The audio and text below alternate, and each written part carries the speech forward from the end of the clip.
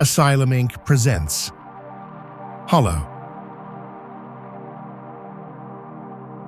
Recovering on the arm of Jennifer, Sonya looked the two in the eyes with tears streaming down her cheeks. They're almost here. The possessed neared the upper floor, and there was no time to move Jacob. Their only hope was to hold the room in the vain hopes of clogging the floor with the possessed before running out of bullets. Then if they bought enough time, maybe reach the stairwell if the opportunity arose. Sonya became overwhelmed by the voices of the dead and those they served, their torments and desires forced into her mind. She held herself as they neared, crumpled to the floor, quivering as she tried to block them out.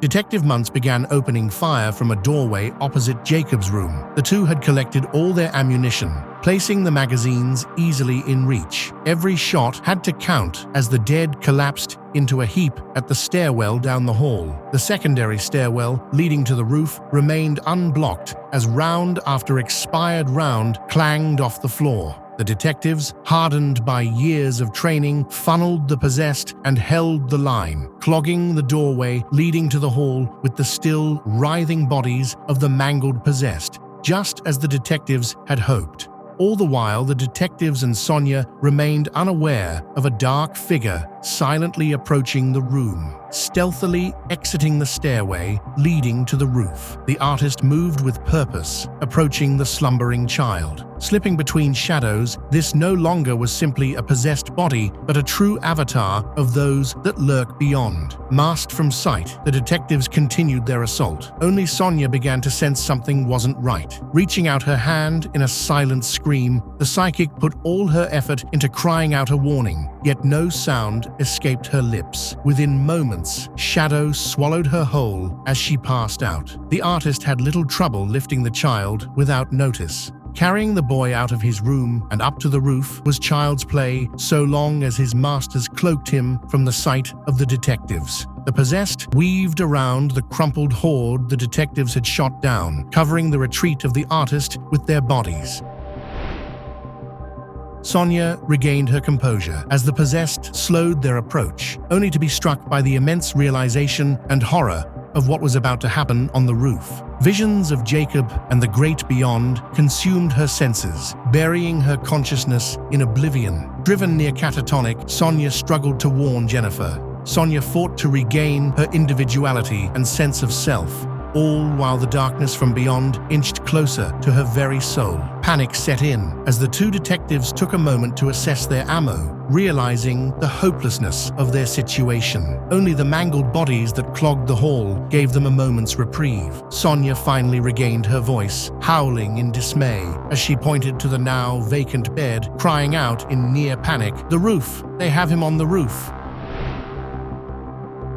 Leapt to their feet, shaken and confused as to how anyone could have snuck by them carrying an unconscious child. Jennifer grabbed onto Sonya's arms, bringing the woman to her feet. "What do you mean the roof? Who was here? How did they take my son?" Sonya wept as she spoke. "It's the beast, the one who started all of this madness. We saw him on the cliff, standing with your son. They're going to the roof now to finish what he started." Detective Munse knew they needed more time. "I've got this, go. Get your son back and stop this."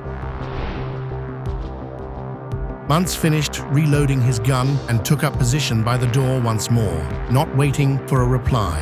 They all knew if this wasn't stopped from the source, then nothing would matter. They were dead already, as there was no stopping the possessed. Jennifer, grabbing Sonya by the arm, nearly wrenching it from the socket as she tore off for the stairs. Jennifer and Sonya made their way to the roof unhindered for the moment as Detective Munse barricaded the door to the stairs from within the stairwell. Munse had noticed a fire axe on the opposite wall and used it to pin the door, at least partially.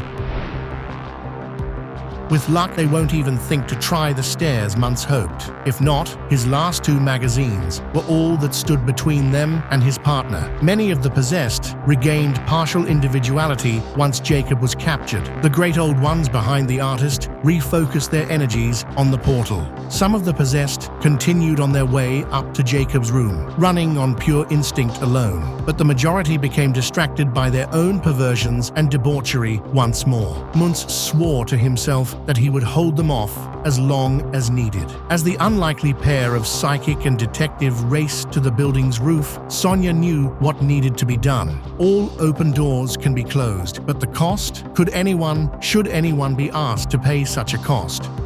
To allow the portal to remain open not only meant the total erosion of Jacob's mind and soul, but the end of all things. Reality would collapse in on itself as beings ancient beyond time once more strode the stars and consumed everything in their wake. Knowing this, knowing it with absolute certainty, still did little to ease the burden Sonya felt. Each footfall grew heavier as the pair neared the final confrontation. To be continued. Like and subscribe if you enjoyed this Asylum Inc. presentation.